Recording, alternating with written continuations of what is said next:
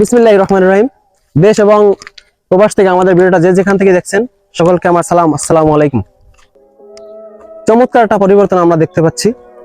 আপনারা যদি সোশ্যাল মিডিয়ায় থাকেন লক্ষ্য করেন তাহলে দেখতে পারবেন একজন বিজয়ী প্রার্থী পরাজিত প্রার্থীর কাছে গিয়া মিষ্টিমুখ করাচ্ছেন, একজন পরাজিত প্রার্থী গিয়া বিজয় প্রার্থীর বাসায় মিষ্টি নিয়ে মিষ্টিমুখ করাচ্ছেন।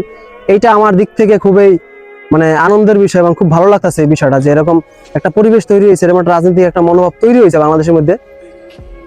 ত্রয়োদশ জাতীয় সংসদ নির্বাচনে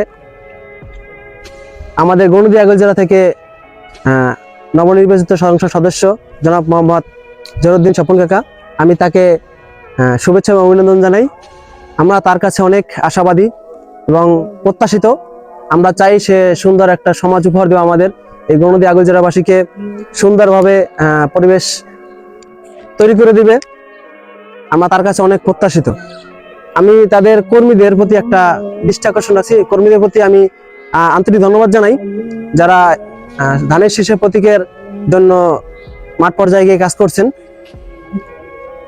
যে জিনিসটা আশা করিনি আর কি, কিন্তু সেই জিনিসটা তারা করতে পারছেন। আমি ভাবছিলাম হয়তো নির্বাচনের পরে কিছু কিছু জায়গায় হয়তো সংঘাতে জড়াবেন, কিন্তু একটা জায়গায়ও তারা সংঘাতে জড়ায় নাই। এই জন্য তাদের কাছে আমি কৃতজ্ঞতা প্রকাশ করি এবং তাদের এই ধৈর্যের যে পরিহাস, এটাকে আমি সাধুবাদ জানাই। আমরা চাই এরকম একটা পরিবেশ। নির্বাচনে হার জিত থাকবেই, এটা স্বাভাবিক। নির্বাচনে এক পক্ষ জিতবে আর এক পক্ষ হারবে, এটা স্বাভাবিক একেবারে। তো আমরা এই বিষয় নিয়ে কোনো সংঘাতে না যাই। বাংলাদেশে একটা পরিবেশ তৈরি হয়েছে, আমরা একটা পরিবর্তন চাই। সেই পরিবর্তনের ধারা ইতিমধ্যে আমরা দেখতে পাচ্ছি। আমরা চাই এই জিনিসটা অব্যাহত থাকুক। আমরা সকল সংসদ সদস্যের প্রতি ভালোবাসা এবং প্রত্যাশিত রাখি যে তারা আমাদের এই সুন্দর একটা দেশ, সোনার বাংলাদেশ সে পরিণত করবেন। তারা তাদের কাজের মাধ্যমে এটা প্রকাশিত করুক। সকলের জন্য শুভকামনা রইল। ধন্যবাদ সকলকে। ভালো থাকবেন, সুস্থ থাকবেন। আসসালামু আলাইকুম।